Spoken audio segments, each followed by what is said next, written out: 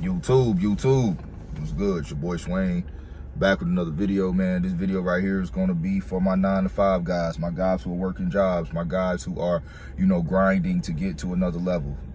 Everybody don't come on social media and YouTube and Instagram and try to cap about their reality. The thing about me is you're going to get pure authenticity, man. I'm going to be real. I'm going to be myself 100% because that's what being a man is about. You should never be ashamed that wherever you are in life, you should be man enough to accept where you are in life. And if you are a man with vision, you're going to understand that you're in the right place at the right time. And you're going to use that as a puzzle piece to create your picture. Recently just quit my job working corrections, man. Did corrections for about 3 years, made great money, cleared over 100,000. But it's not all about the money. This job was taking up my time. It was affecting my mental health. It was affecting my physical health. It was affecting my relationship with my daughter. It was affecting, the things that I really care about and the things that we can't get back. Something that we can't get back, man, is time, man. That's one of the main things that you cannot get back. Once your health is gone, it's gone. So you have to take care of your health. You can't ruin your health. You have to take care of it. It's a precious thing. That's why I tell guys, hit the gym, eat right, get your sleep. Don't indulge in drinking and smoking. Take care of your body. It's funny how people will put a phone case on their phone. They'll go get an oil change. They'll make sure they get their tires rotated. They'll take care of all these things and keep the maintenance up on that. But you won't maintain your body. You won't do what you need to do to maintenance your body. And this job, unfortunately, that I had was not, aligning with the maintenance of my mental health and my body. So I had to quit the job because I value time. You have to understand, fellas, money is cool, but money is a tool. But you can always make money. You can always get money. If you lose money, you can get it back. But your time, you don't get that back. Your time is important. And it is one of the most important components of life that you have. Your youth is precious. The time that you have throughout a day, what you do with that time is very, very important. One of my hardest struggles that I've had to really work hard at was learning how to manage my time. And, even when I was working at that jail, I'm working from 6 a.m. to 9 at night most nights, and I still made time to hit the gym. I still made time to do certain things, but it was still causing an effect on my mental health and my physical health. 1 second, y'all. Like I told y'all, I'm at work. Yo, what's up, Brody? Yeah, what's up, dog? You good? Yeah, nah, hell no. I'm trying to find how to get to here. You at the right. Oh, no, bro.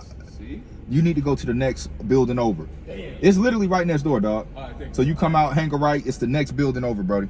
Yes, sir. So like I was saying, guys, that job was affecting me. It was affecting my mental. I was not able to really hone in on what it is that I wanted to do as a man. So I quit my job, and now here I am back doing security. Which brings me to the title of the video, the benefits of being a security officer. Now, obviously, I'm not doing security at the lowest level. If you do it at the lowest level, you're not going to make a lot of money. But I went and got certificates and certifications. I got law enforcement experience. I got certain license and things that these companies will pay you. And you can literally make good money doing security, set your own hours. You got flexibility. Like, I'm able to do a YouTube video right now and I'm getting paid for it. You understand what I'm saying? This is the luxuries that I didn't have working in the jail, working in corrections. Guys, you have to understand that you want to make the most of your time. Whatever it is that you have to do to make the most of your time is what you should be doing, because you ain't making more time. You're just running out of it every day. And one of the things that I will tell you about a job is a job will cause you, they basically pay you to forget your dreams. They pay you to forget about your health. They pay you to forget about your mental health. Jobs pay you to forget about you. And then everything starts to be about that job. And what's crazy is if you're working a job that's not even your passion, you just stuck in the rat race. You are paid to help somebody else's dream come to fruition.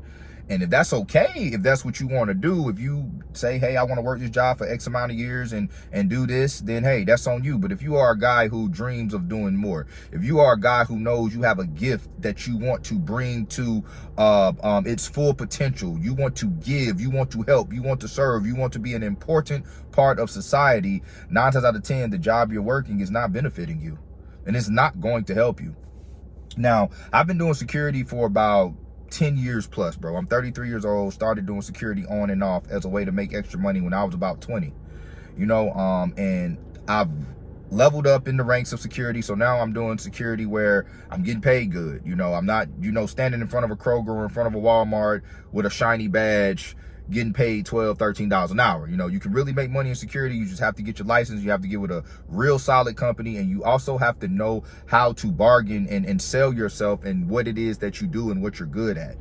And one of the key components that I've learned from doing security over the time, I'm actually talking about a list of things. So I'm not even gonna put it in order. I'm just gonna name things that actually helped me to become a better man. One of the main things was my ability to communicate, guys. You have to be a good communicator when you are working in professions like this, which is a good skill to have because it helps you to be able to, you know, be a chameleon in other rooms. You're going to have to talk to people who are mad at you, who don't even know you. They're irate. They don't want to hear anything you have to say, and you're going to have to find a way to still de-escalate that. I also learned that in corrections. You know, you're dealing with people who are hostile, who are mad at their life. They may be facing life. They may have just got a life sentence, and now you have to tell this individual to go into his cell. And every time it's not about putting your hands on somebody. That's life. Sometimes as a man, you're going to learn that every obstacle and every, you know, atrocity or adversity that you deal with may not always cause for you to be violent.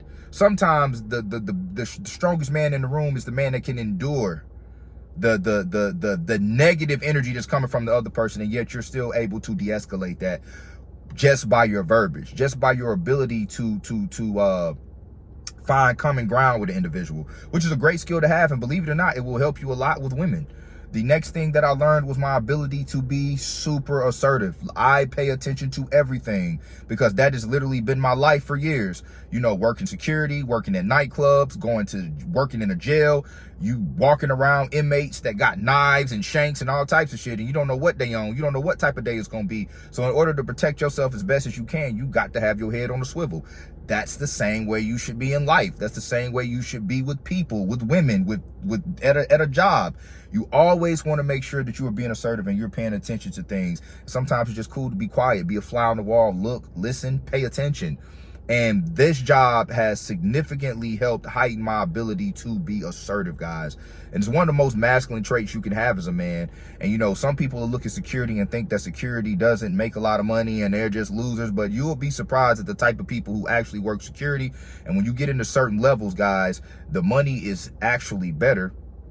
And on top of that, over the time, the skills that you acquire is something money cannot buy. So sometimes it's not about the money.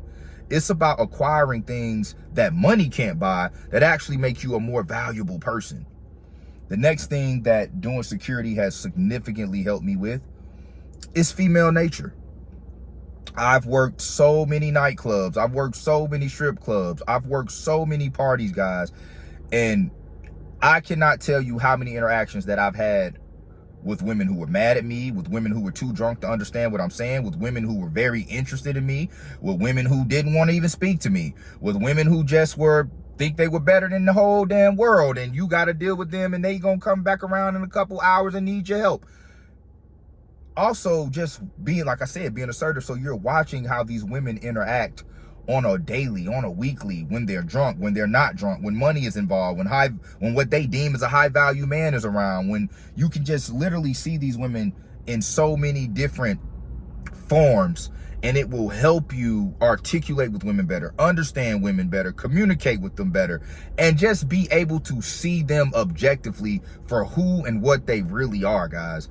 This is what I've learned. And I'm telling you, a lot of the game that I drop in my videos comes from my reps that I put in over the years, you know, of just interacting with women. And you will be surprised at what women really show you when they truly get comfortable with you. And the thing about being security is that they see you as neutral. They see you as a comfortable space because you're in there for protection. You're not, especially when I was working at these places, I wasn't dating these women. I wasn't interacting with the women there. Now, I did meet women who came through, but I wasn't interacting with the women at the establishments that I worked with, which kind of gave them an ability to have a common ground with me, and we could just, you know, talk with it being a neutral space. And that actually helped me a lot when it comes to interacting with women as far as approaching them, dating them, dealing with women who may have certain attitudes with you throughout your relationship endeavors and interactions. I mean, all of this shit goes hand in hand like a puzzle. Now, what I will say about security is that you will get a lot of fucking pussy.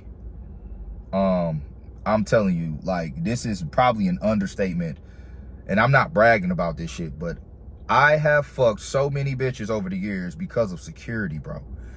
And don't let these women fool you, and they think it's, you know, a lot of guys think that you just gotta have hella money and you gotta be in all these high places to get pussy, bro. A lot of the times, women like the things that men have that money can't buy, that status can't bring. It's a certain aura. It's a masculine vibe that they feel, and they feel safe. They feel protected. They feel like they're in the energy of a really masculine man. Why do you think women like firefighters, police officers, security guards, men who do these type of jobs, guys in the military? Because it's a certain masculinity, a certain aura that dudes with these professions bring.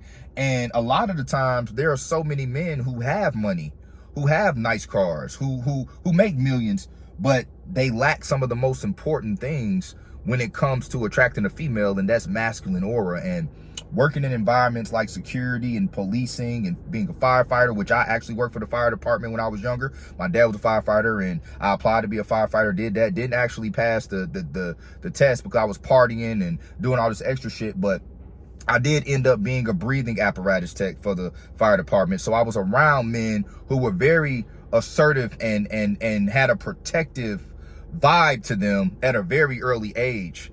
And even if you go to the military, that's also something that you could do if you are looking to acquire skills that money may not necessarily give you. And these are things that help you in life. Men who are in your circle are going to want to be friends with you because they can respect it and they can see the honorable aura coming from you. And women are going to be a lot more attracted to you because you're going to possess an aura that's, you know, that's masculine, that's strong, that a guy working a regular desk job in most cases wouldn't even fucking have. I'm not saying that there aren't masculine guys in that position, in those job titles, but what I'm saying is you mostly find it in doing the type of work like what I'm discussing in this video. And bro, the pussy that you get is insane.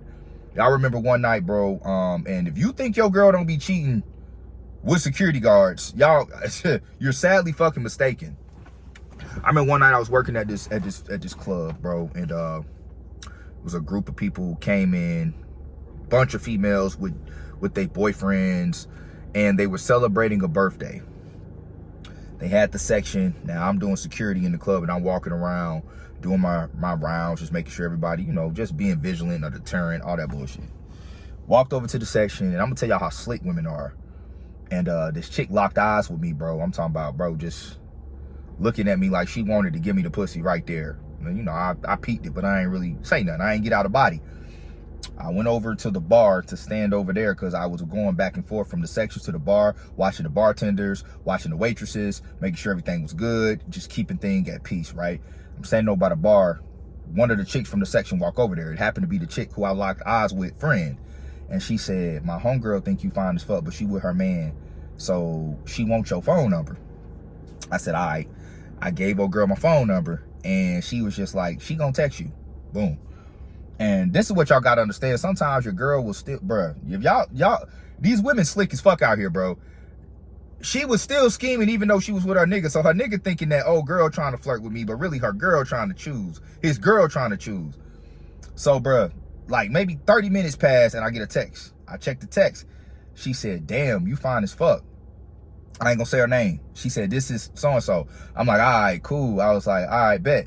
So I said, I said something like you was looking good too or something like that. And she was like, thank you. She said, do you get a lunch break? Like what, or are you able to leave or take a lunch break? And I'm like, yeah, I am. So she was like, well, if I leave out, can you get me back in? I'm like, I'm security, of course. So I said, all right, look, I said, if you walk out the front, just meet me in the back. That's what I texted her.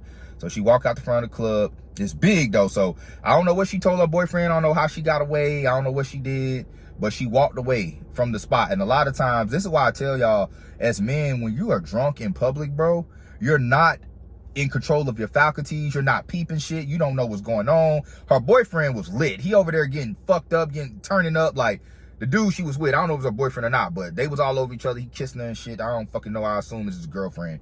But he lit as fuck, so he don't even know what the fuck going on. That's why I tell y'all, like, partying and drinking, that shit is for females, bro. A man supposed to be in character at all times, because you don't never know what the fuck going on, and you want to be able to respond when it's time to respond. But anyways, she comes out of the front. I tell the security at the front, I'm like, hey, bro, this my homegirl. We going to the back for a minute to chop it up. I'll be back. He knowing me, he know what type of nigga I am, so he already knew Shawty was finna get them cake smacked. So I take her to my truck, bro, and we just get to talking, bro. She started kissing me and shit. She put her hand in my pants, she grabbing on my dick, stroking my shit, and she was like, you got a condom? I'm like, hell yeah. So put the condom on, bend her over, and I goddamn go to town on Shawty cheeks. I'm beating that shit. A deep ass lion busts up in her head. You know how that shit be. I don't give a fuck. When you get older, bro, you gonna start not giving a fuck about like how you sound when you bust a nut, bro. So I animalistically fucked this bitch in the back of that goddamn truck, bro. I gave that bitch all of me in that truck, bro. After that, bro, she gets straight. She pull her shit down, fixed herself up, walk back in like ain't shit happened. Bro probably still don't know to his day that his bitch walked outside, got hit, and went back in. She was like, I always just wanted to get real freaky with a security guard or a police officer. Like, that shit's so sexy. It's so fucking sexy. She was like, you just fucked me and I don't even know you. Like, these women be having some crazy fantasies, bro. And this is why I be saying what I say and view the world the way I view the world, because I see the dark side. And that's what I'm telling you, bro. If you a dude that get a lot of women, if you work in the nightlife, you are going to see a totally different side of females, bro, that the average person don't see and that most women gonna lie about. I promise. But that's just one of the times, bro. I got hella stories for all the times I done cracked cheeks because I'm fucking security. You standing like this is all I'm doing. Getting pussy. Hey, what up, bro? Man, you lost again, bro. I'm over here. I'm over here doing YouTube video, man. Say what's up to the tube, bro. Fuck that. You gonna fuck my vibes up. Say what's happening. But yeah, man. But what you did, bro? Bro, I'm just trying to find the exact location. All right, let me get out. I'm finna see if I can help you out. All right. All right, bro. All right, for sure. I got you, bro. I'm finna come out and help you. But look, fellas.